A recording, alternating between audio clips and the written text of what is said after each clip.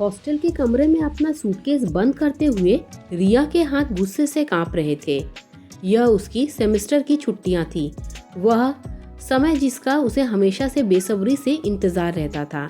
लेकिन इस बार घर जाने का ख्याल उसे किसी कड़वी दवाई सा लग रहा था। वजह थी मल्लिका। रिया की मां को गुजरे हुए 3 साल हो चुके थे। कैंसर जैसी लंबी बीमारी ने घर की खुशियां और रिया का बचपन दोनों छीन लिए थे। पापा पूरी तरह टूट चुके थे। रिया ने ही जैसे तैसे उन्हें संभाला था। लेकिन 6 महीने पहले पापा ने अचानक मल्लिका से शादी करने का फैसला सुना दिया। रिया बेटा, अकेलापन काटता है, पापा ने कहा था। मल्लिका एक अच्छी औरत है।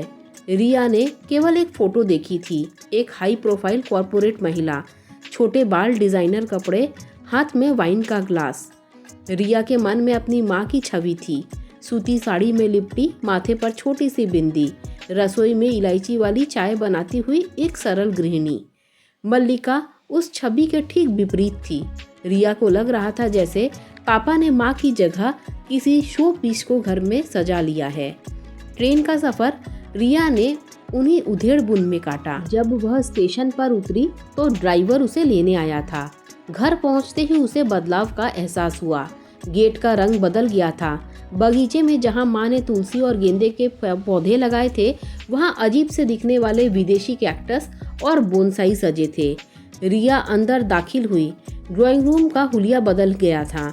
पुराने सोफे की जगह इटालियन लेदर के काउच थे। दीवारों पर मॉडर्न आर्ट टंगी थी।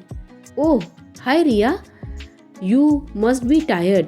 सीढ़ियों से उतरते हुए एक खनकती हुई आवाज आई। रिया ने ऊपर देखा। मल्लिका थी, सिल्क का गाउन पहने, हाथ में एक टैबलेट, कानों में ब्लूटूथ। वह उतनी ही आर्टिफिशियल लग रही थी जितनी रिया ने कल्पना की थी। नमस्ते, रिया ने बेमन से कहा। तुम्हारे डैड अभी मीटिंग में हैं, शाम तक आएंगे। तुम्हारा रूम रेडी है, बट आई एम सॉरी, मैंने उसका इंटीरियर थोड़ा चेंज करवा दिया है। वह पिंक कलर बहुत डल लग रहा था। मल्लिका ने ऐसे कहा जैसे उसने कोई एहसान किया हो। रिया का खून खौल उठा। उसका कमरा, उसकी यादें, सब कुछ इस औरत ने अपनी मर्जी से बदल दिया। वह भी बिना कुछ बोले पैर पटकते हुए अपने कमरे में चली गई। अंदर जाकर देखा तो दीवारों पर ग्रे और वाइट का कॉम्बिनेशन था। सब कुछ बेहद सलीके से रखा हुआ था, लेकिन उसमें घर वाली बात नहीं थी। यह किसी होटल का कमरा लग रहा था। रात के खाने पर पापा बहुत खुश नजर आ रहे थे। वे मल्लिका की तारीफ करते नहीं थक रहे थे। रिया, तुम्हें पता है, मल्लिका ने मेरी डाइट पूरी तरह बदल दी है। अब मैं बहुत फिट महसूस करता हूँ, पापा ने सैलड खाते हुए कहा। रिया ने चुपचाप अपनी रोटी तोड़ी। खाने में कॉन्टिनेंटल डिशेस थी। उसे माँ के हाथ की अरहर की दाल और जीरा राइस याद आ रहे थे। रिया, तुम इतना कार्ब खाती हो? मल्लिका ने अपनी नाजुक उंगलियों से गिलास उठाते हुए टोका। तुम्हें थोड़ा कॉन्शियस होना चाहिए। इस उम्र में स्किन और फिगर का ध्यान नहीं रखोगी तो आगे मुश्किल होगी। रिया ने निवाला प्लेट में ही छोड़ दिया। मुझे भूख नहीं है, कहकर वह उठ गई। अगले कुछ दिन ऐसे ही बीते। मल्लिका का दिन सुबह जिम से शुरू होता, फिर घंटों कॉन्फ्रेंस कॉल, शाम को किटी पार्टी या क्लब जाना।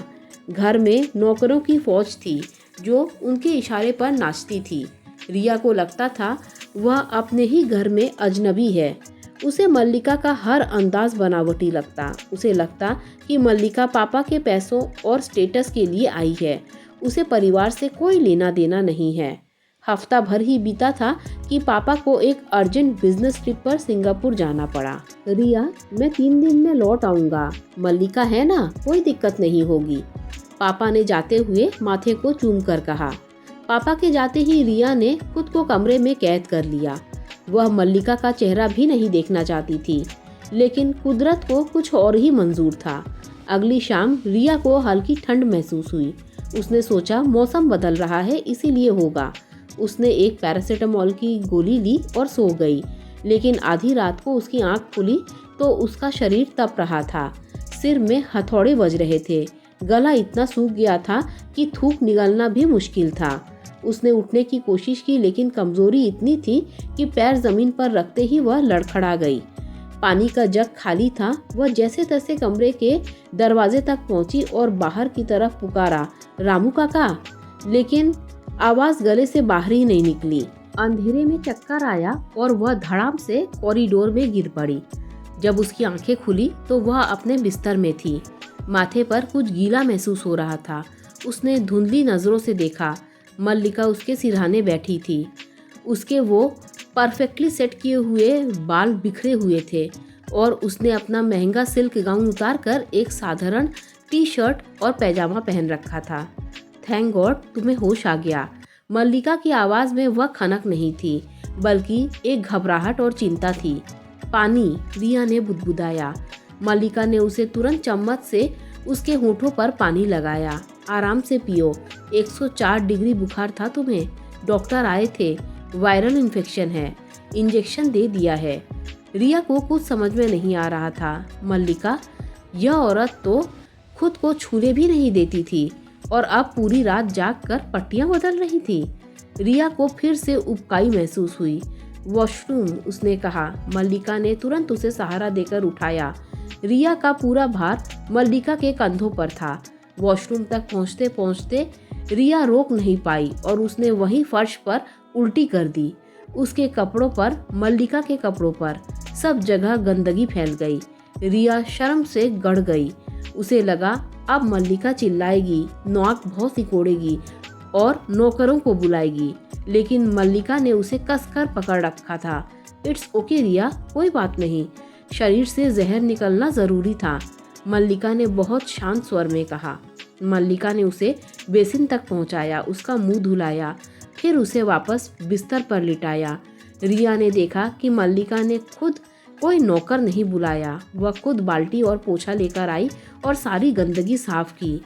वह हाई सोसाइटी लेडी जो धूल के एक कण पर नौकरों की क्लास लगा देती, आज घुटनों के बल बैठकर फर्श साफ कर रही थी।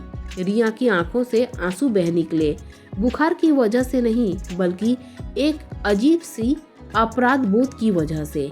मल्लिका आंटी, रिया की आवाज कांपी। अभी बात मत करो, कपड़े बदलो वरना ठंड लग जाएगी। मल्लिका ने एक माँ की तरह उसे स्पंज किया और सूखे कपड़े पहनाए। अगले 2 दिन रिया बिस्तर से नहीं उठी। मल्लिका ने अपना ऑफिस, अपनी मीटिंग्स, अपनी पार्टियां सब कैंसिल कर दी। वह हर घंटे रिया का तापमान चेक करती, उसे दवा देती। तीसरे दिन दोपहर को रिया की तबीयत में कुछ सुधार हुआ। वह तकिया के सहारे बैठ गई। मल्लिका हाथ से एक कटोरा लेकर आई। खिचड़ी, मल्लिका ने मुस्कुराते हुए कहा। मुझे पता है तुम्हें मेरी कुकिंग पर भरोसा नहीं होगा, इसीलिए मैंने YouTube देखकर बनाई है, मूंग दाल वाली, बिल्कुल वैसी जैसे बीमारों को दी जाती है। रिया ने एक चम्मच खाया। स्वाद बिल्कुल वही था जैसा माँ बनाती थी, सादा, हल्का और सुकून देने वाला। आपने ये सब क्यों किया? रिया ने धीरे से पूछा। आप तो मुझे पसंद भी नहीं करती, मैं रूठ थी, मैंने आपसे ठीक से बात भी नहीं की। मल्लिका कुर्सी खींचकर उसके पास बैठ गई। उसने एक गहरी सांस ली। रिया, तुम्हें लगता है मैं कोई वैम्प हूँ जो तुम्हारे पापा की जिंदगी में जबरदस्ती घुस आई हूँ, है ना? रिया चुप रही। मल्लिका ने खिड़की की ओर देखा। मैं 42 साल की हूँ रिया, मैंने अपनी पूरी जिंदगी करियर बनाने में लगा दी। मैंने शादी नहीं की, बच्चे नहीं किए। मुझे लगा मेरा काम ही मेरा परिवार है, लेकिन जब मैं रात को अपने पेंट हाउस में लौटती थी तो वो सन्नाटा मुझे खाने को दौड़ता था। तुम्हारे पापा से जब मैं मिली तो पहली बार मुझे लगा कि कोई इंसान मुझे सिर्फ एक सफल बिजनेस वुमेन के तौर पर नहीं, बल्कि एक इंसान के तौर पर देखता है। मल्लिका ने रिया की ओर देखा। उसकी आंखों में नमी थी। मैं जानती हूँ कि तुम अपनी माँ को बहुत मिस करती हो। मैं उनकी जगह कभी नहीं ले सकती। मैं वो कोशिश भी नहीं कर रही हूँ। मैं जानती हूँ मैं साड़ियाँ नहीं पहनती, मुझे अचार डालना नहीं आता, मैं पूजा पाठ में उतनी निपुण नहीं हूँ, लेकिन रिया, दिल तो मेरे पास भी है ना? रिया ने खिचड़ी का कटोरा साइड की टेबल पर रखा। मल्लिका ने आगे कहा, उस रात जब तुम गलियारे में गिरी थी, मेरा दिल हलक में आ गया था। मुझे पहली बार वो डर महसूस हुआ जो शायद एक माँ को होता है। जब मैंने तुम्हारे माथे पर पट्टी रखी तो मुझे लगा कि मेरे जीवन का सबसे बड़ा प्रोजेक्ट ये नहीं है कि मेरी कंपनी का टर्नओवर क्या है, बल्कि ये है कि तुम्हारा बुखार कब उतरेगा। रिया को याद आया कि वह मल्लिका के मेकअप और कपड़ों को देखकर उसे प्लास्टिक समझती थी।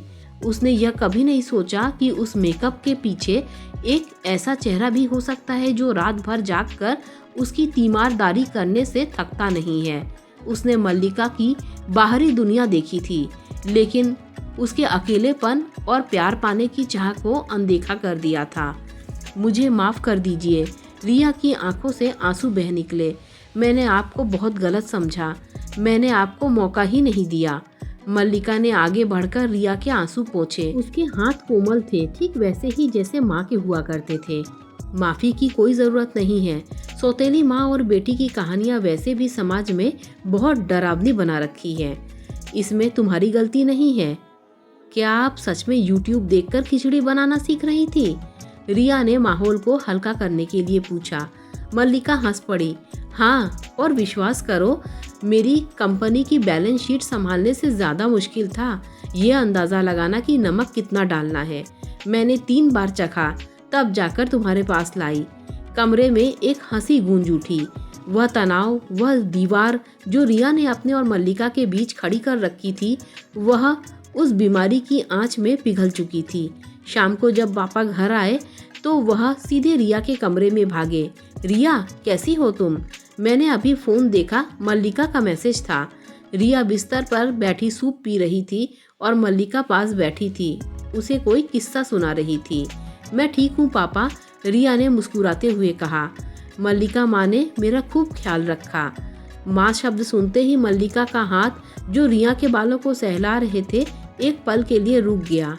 रिया की ओर देखा। उसकी आंखों में एक चमक थी, हीरे जवाहरात की नहीं, बल्कि उस सुकून की जो एक रिश्ते के स्वीकारे जाने पर मिलता है। पापा भी दरवाजे पर ठिठक गए। उनकी आंखों में कृतज्ञता थी। मल्लिका उठी और पापा के पास गई। आप फ्रेश हो जाइए, मैं आपके लिए भी सूप लाती हूँ। जब वह कमरे के बाहर जा रही थी तो रिया ने देखा मल्लिका ने अभी भी वही पैजामा और टी शर्ट पहन रखी थी। बाल बेतरतीब थे, चेहरे पर कोई मेकअप नहीं था, लेकिन रिया को आज वह दुनिया की सबसे खूबसूरत महिला लग रही थी। उसने सीख लिया था कि ममता का कोई एक रूप नहीं होता। वह कभी पुरानी सूती साड़ी में आती है तो कभी मॉडर्न कपड़ों में, कभी वह लोरी गाकर सुनाती है तो कभी YouTube देखकर खिचड़ी बनाती है। फर्क सिर्फ देखने वालों का नज़र में होता है। रिया ने अपने कमरों की दीवारों को देखा। ग्रे और वाइट रंग अब उसे होटल जैसा नहीं, बल्कि शांत और आधुनिक लग रहा था। आखिर रंग दीवारों से नहीं, उनमें रहने वाले लोगों के प्यार से खिलते हैं, और आज उसका घर सचमुच घर बन गया था। दोस्तों, अगर आपको ये कहानी अच्छी लगी हो तो लाइक, शेयर, सब्सक्राइब कीजिए। Thanks for watching this video.